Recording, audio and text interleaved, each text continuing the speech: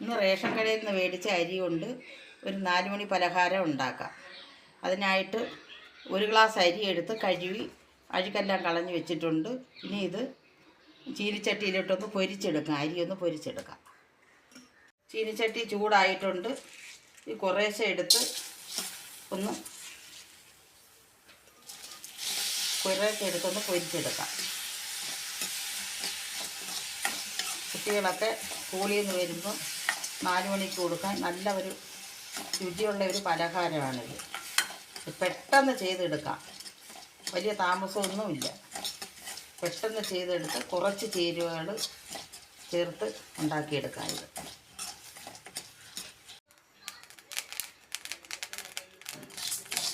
ഇതുപോലെ പൊരിഞ്ഞ് വരുന്നുണ്ട് അരി.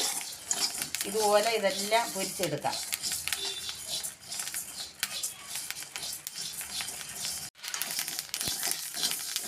എല്ലാം പൊരിച്ചിട്ടുണ്ട്. ഇതുപോലെ പടപടാന്ന് ശബ്ദം കേൾക്കുമ്പം നമുക്ക് മനസ്സിലാവും അരിയെല്ലാം പൊരിഞ്ഞെന്ന്. ഇനി ഇത് വാങ്ങിയിട്ട് അടുത്തതും കൂടെ ഇതുപോലെ ബാക്കിയുള്ളതും കൂടെ ഇതുപോലെ പൊരിച്ചെടുക്കാം. നല്ലപോലെ പൊരിഞ്ഞിട്ടുണ്ട്. ഇതുപോലെ അരിയെല്ലാം പൊരിച്ചെടുത്തിട്ടുണ്ട്. ഇനി ഇത് മിക്സിയിലിട്ട് പൊടിച്ചെടുക്കാം. ഈ അരി വറുത്തപ്പോൾ 2 ഏലക്കായും കൂടെ ഇതിലിട്ട് വറുത്തിട്ടുണ്ട്. മിക്സിയിലോട്ടിട്ട്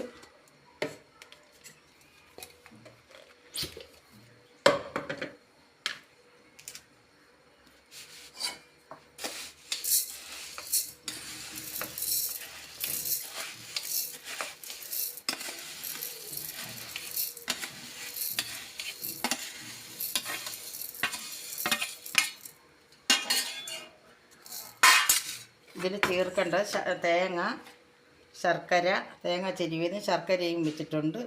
അരി അരി നല്ലപോലെ പൊടിഞ്ഞിട്ട് ഇത് രണ്ടും കൂടെ അതിനകത്തോട്ടിട്ട് ഒന്നുകൂടെ ഒന്ന് പൊടിച്ച് ഇഞ്ഞെടുക്കണം. 4 മണി പലഹാരം റെഡി.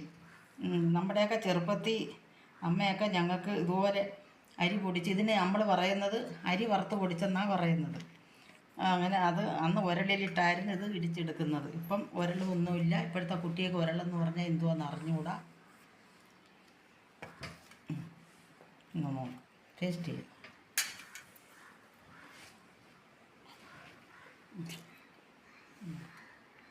കൊള്ളാമോ?